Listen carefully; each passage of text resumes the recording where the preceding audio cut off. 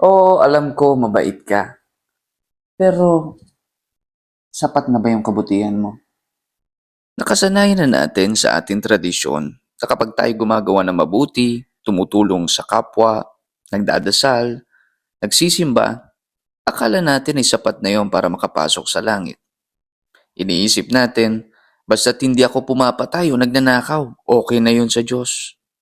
Naging biro pa nga, plus points ka sa langit or minus points sa langit. Pero ang tanong, yan ba talaga ang turo ng Biblia? Sabi ng Roma 3:23, sapagkat ang lahat ay nagkasala at hindi nakaabot sa kaluwalhatian ng Diyos. Sa katotohanan, maging ang mga mabait sa paningin ng mundo at ng mga tao ay makasalanan pa rin sa harap ng banal na Diyos. Hindi tayo nakaabot sa kaluwalhatian o sa standard ng Diyos. Ibig sabihin, kapos pa rin. Kaya kahit anong bait mo o pagsusumikap mo na maging mabuti sa harap ng tao at sa harap ng Diyos, wala pa rin yan.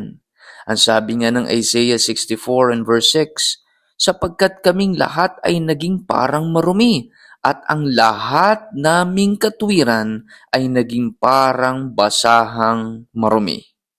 Kahit anong pasikat mo sa Diyos, yung ating pa ring kasalanan, yung ating pa ring karumihan, ang nakikita niya. Kung iisipin natin na maliligtas tayo sa ating sariling kabutihan, ay parang sinasabi nating kaya nating pantayan ang kabanalan ng Diyos.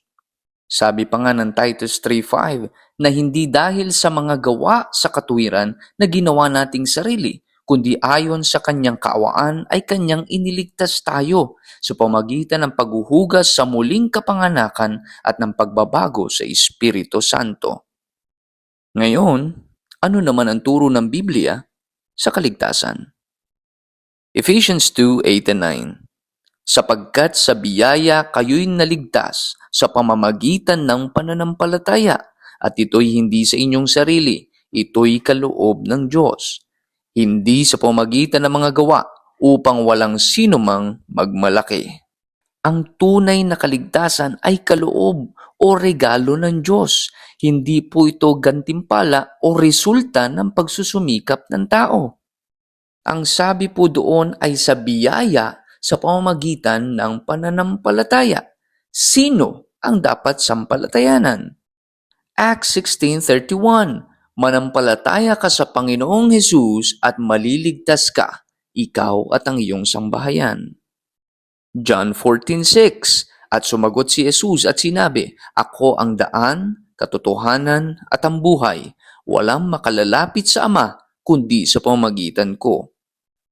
Napakalinaw po sa mga talata na hindi relihiyon o mabuting gawa ang daan patungo sa Diyos. Ang sabi ng Biblia, si Jesus lamang ang daan patungo sa langit.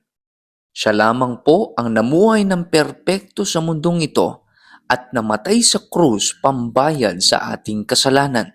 Siya'y nilibing, ngunit siya'y nabuhay na maguli at ngayon ay nasa kanang luklukan ng Diyos.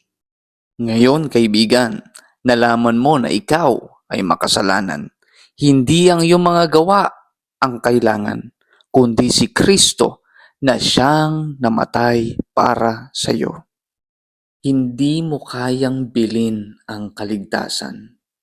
Binayaran na yan ng Panginoong Hesus. Ang tanong, sumasampalataya ka ba na si Kristo lang ang anak ng Diyos na nagbayad ng iyong kasalanan?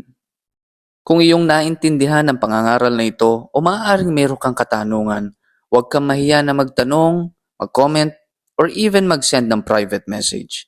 At kami ay handang sumagot sa iyong mga katanungan. Pag-isipan mo mabuti hanggat may oras pa.